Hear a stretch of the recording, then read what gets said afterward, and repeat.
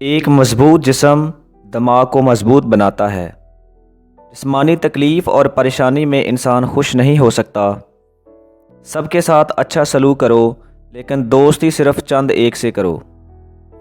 ایماندار اور مخلص حکمران کسی ملک کی دولت اور تحفظ کے لیے سب سے زیادہ ضروری ہے۔ وہ کام پریشانی کا باعث نہیں بنتا جو ہم اپنی مرضی سے کرتے ہیں۔ اگر انسان پڑھا لکھا نہ ہو تو اس کی جہالت اور برائیاں مستقبل میں اسے کہیں زیادہ مہنگی پڑتی ہیں جتنا اس کی تعلیم پر خرچ ہو سکتا تھا۔ ہر وہ چیز فائدہ مند ہے جو نیکی کا جذبہ پیدا کرتی ہے۔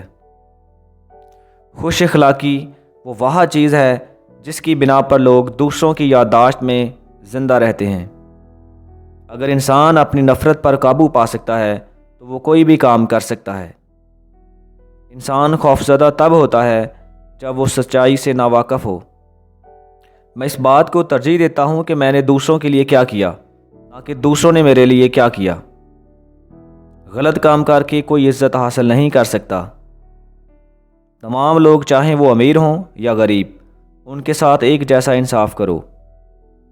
اگر جہالت ایک نعمت ہے تو زیادہ تر لوگ خوش کیوں نہیں ہیں؟ ہر چیز محنت سے حاصل ہوتی ہے۔ مرد اور دریا اگر اپنی فطرت کے خلاف چلیں تو وہ اپنی پہچان کھو دیتے ہیں۔ ایک ایماندار دل پہلی نعمت ہے، بہترین دماغ دوسری نعمت ہے۔